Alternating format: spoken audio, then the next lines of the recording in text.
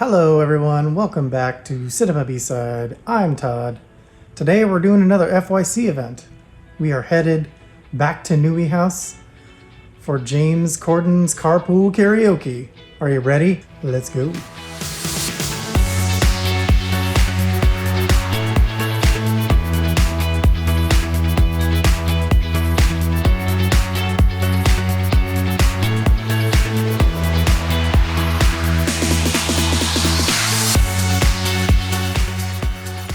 Oh, hello, hi there. It's me, Todd. I'm in the studio, and today's sponsor is myself. The best way to support the channel is to subscribe to my Patreon, where not only do you become a member of the community, you get early access to the B-side videos as well as watch-throughs of movies or TV shows we are covering, and other movie reactions and commentaries from a filmmaker's perspective. And if that's out of your budget, no worries, just hit that like button. It really does help out the channel with the algorithm. And of course, subscribe to get the latest videos delivered directly to you. Hit that notification bell to be alerted of the newest uploads, and please share these videos with your friends and family. And now, back to our regularly scheduled program.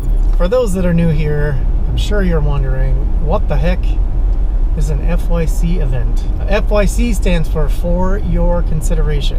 What they do is, they invite Television Academy members. I am one of these members.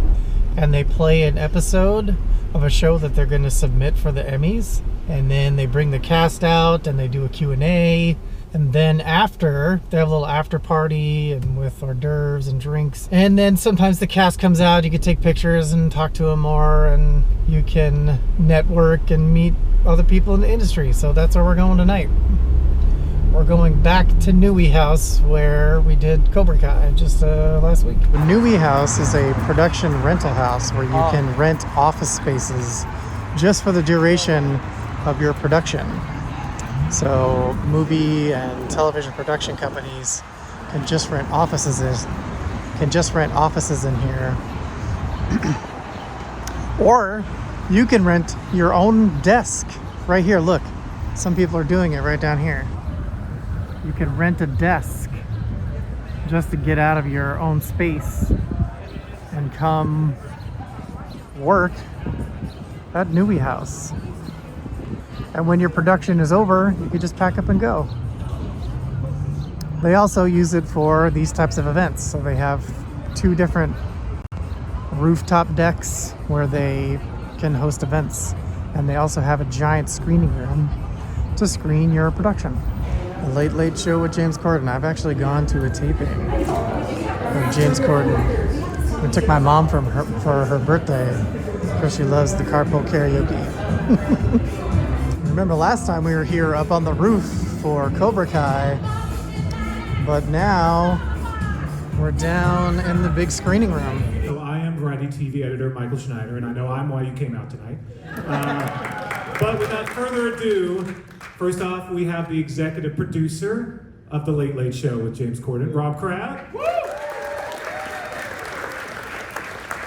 We have the host, the star, the executive producer, the man himself, the one and only, James Corden. I'm actually not an executive producer. Oh, I just promoted you. I just promoted you. No, they asked me if I wanted to be, and I said, no, I don't want that level of responsibility. That's actually a true story. Yeah, so you get to go home at a decent hour, or no? No, I just didn't want to feel like I was the boss of anything. So I wanted to feel like the host. So. Leave it to Rob and, of course, Ben Winston. Yes. Who, so we should say, Ben unfortunately could not make it tonight. He sends his regrets.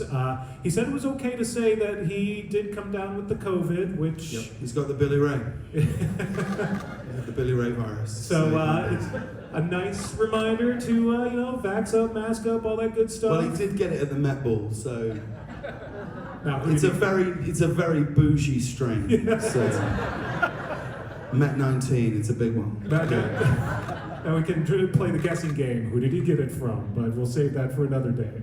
So, Giselle Bundchen. You heard it here first.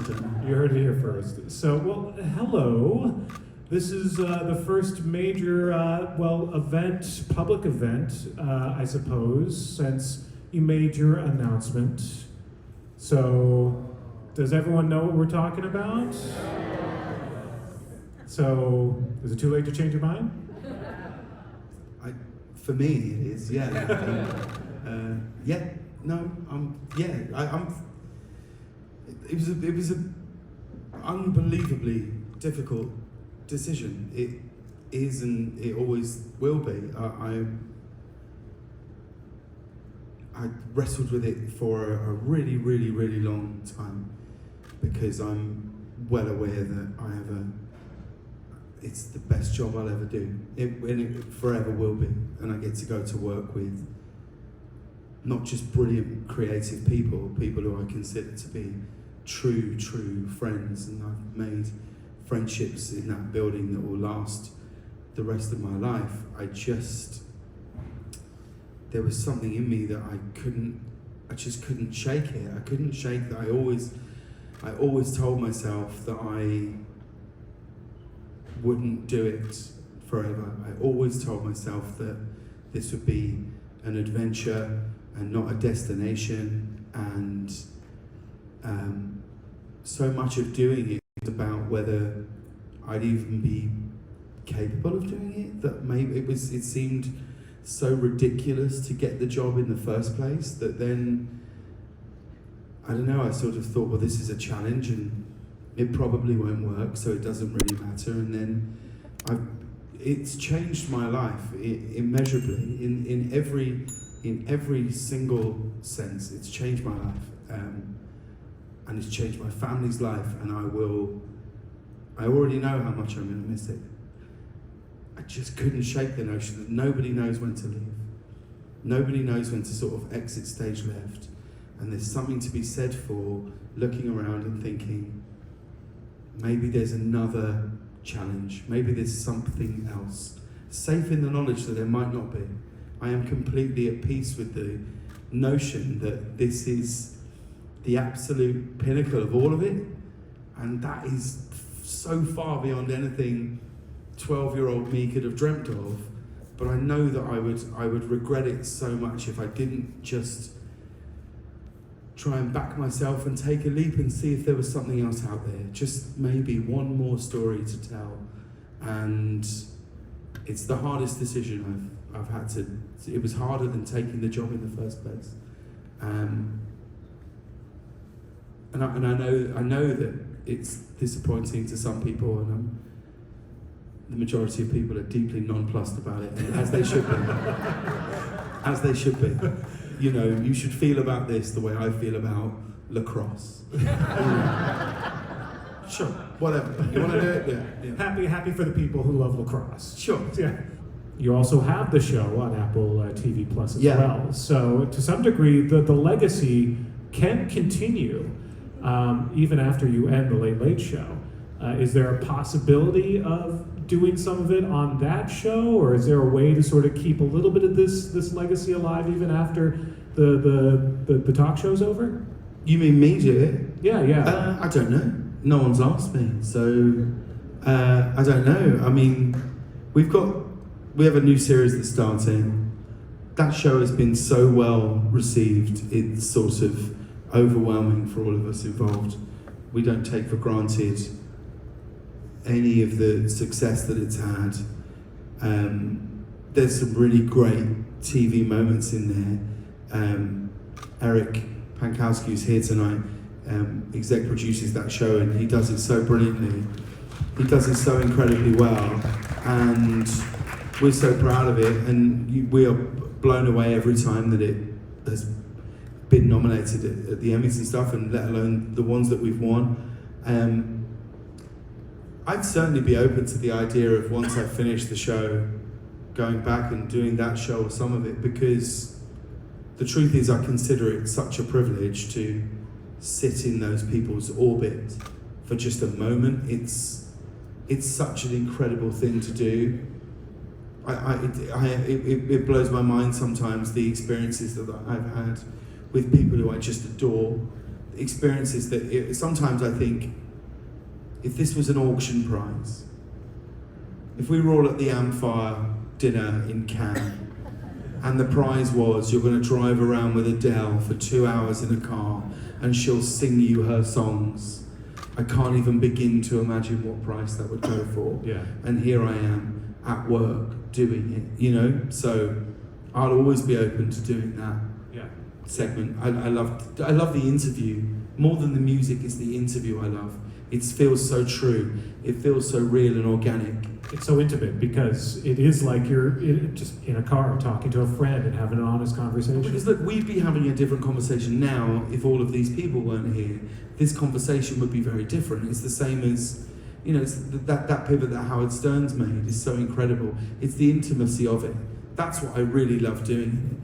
And it's quite hard on a talk show today to have what is considered sort of a true and thorough and intimate interview, because there's 200 people in an audience and there's style and things and all those and all of those things that come with it. So when I get in a car with someone, I don't know why, I feel completely free to go, why do you think that really? Like, there's a really great bit in that Nicki Minaj couple where never planned, completely from nowhere. She talks very openly about her battle with anxiety.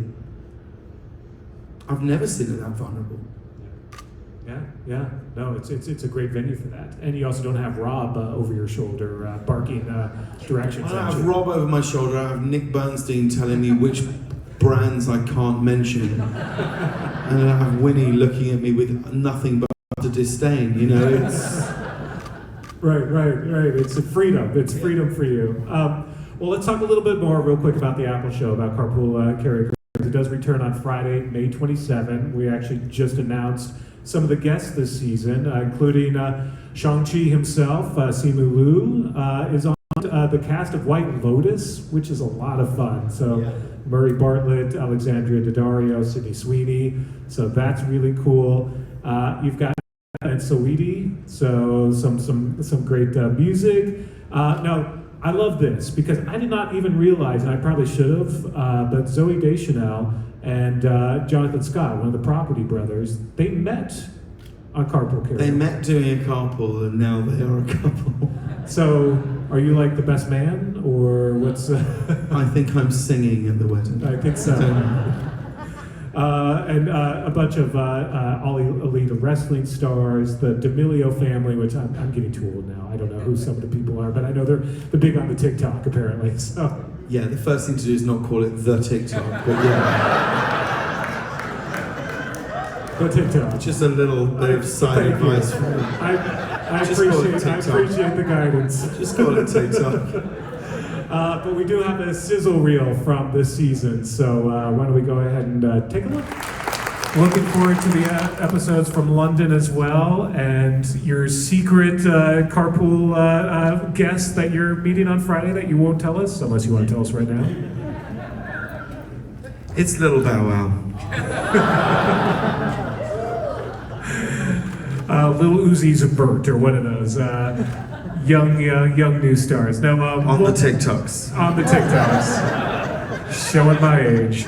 Well, thank you so much. Before you wrap up, can I say this? I think I've done what you're doing tonight a few times at various different things. It's really, really difficult. You're very, very brilliant at it. And not only that, Michael has been from minute one an absolute supporter of our show. He has always shown us nothing but respect and love. And you will come out tonight and do this for us. It means a great deal. It means everything to us that you're here. You have been integral to our show, and you are so utterly brilliant at this. I wonder if you should take over my show. I am just glad that you did not kill Tom Cruise. So, thank you for that. James Corden, The Late Late Show, and Rob Brown. The Late Late Show with James Corden, and also Carpool Karaoke, this series. Thanks very much for coming out, everybody. I very much appreciate it. Thank you. Thank you.